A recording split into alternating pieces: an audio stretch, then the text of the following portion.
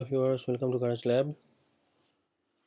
Thanks for being with us, and it's a great pleasure to always support you with our technical expertise. Today, we will discuss about Laravel facades. We frequently use facades in our Laravel applications, and if you visit our shop, you will get many products in Laravel, and all these products uses facade a lot. So, what is facade? Basically, if we want to use some logic extensively in the view file, it might not readable and is not user friendly. So, facade helps in this regard a lot. We can use facades to delegate the logic from the view to facades, and there are many ways to handle it, and we can use helper function and dependency injections. So these are also possible to use delegate the logic from view to other dependencies. Let's discuss what is actually facets provides. Facets provides an interface to use specific logic from the service container, application service container. It can be static or non-static, both possible. How actually we call the facet? In our Laravel application, we frequently use this method, this call, to use the facets. I think then you get familiar about the facets.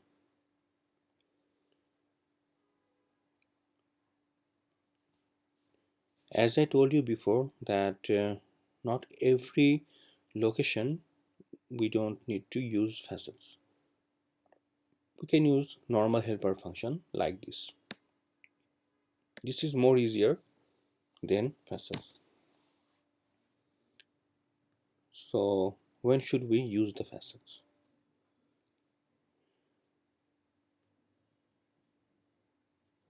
Let me show you when we will use facets. And for this, we first need to know what actually facets provides us. You see the diagram here. Client requesting the facets class, and facet, it delegates the request into two subclasses, and it actually unify the complex design into a simple method. That's what facade does. It unifies the functionality, and generally in Laravel we define the facade in config file by aliases, by making aliases. And how we do that? Basically, it's pretty simple. Before that, let's discuss about the skeleton of facade. What is the main building block? We know about the magic function called static.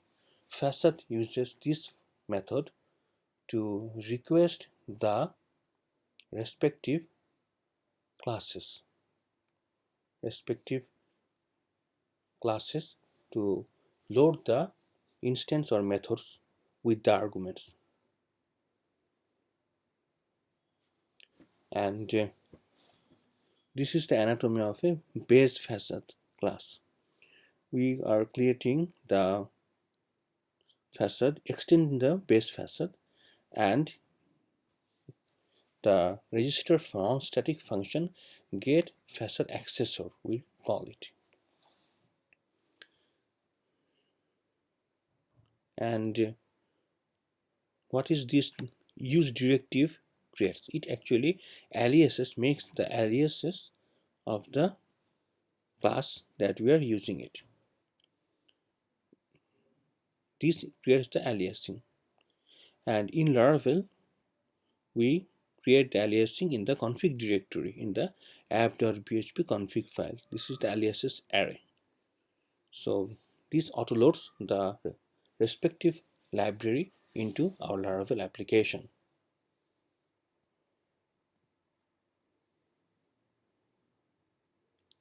And as I told about the skeleton,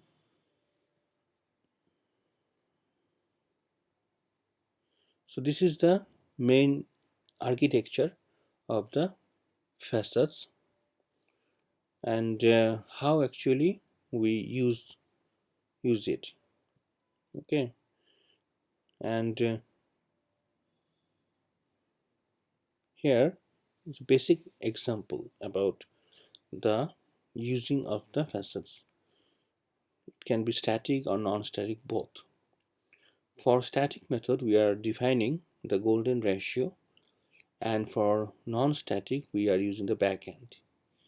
We are calling the backend, and there are many popular facades available in Laravel, and one of the most popular is the log.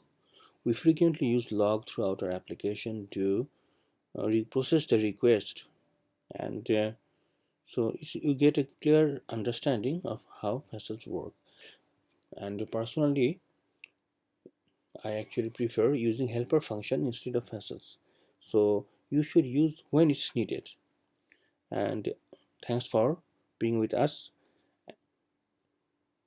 Bye.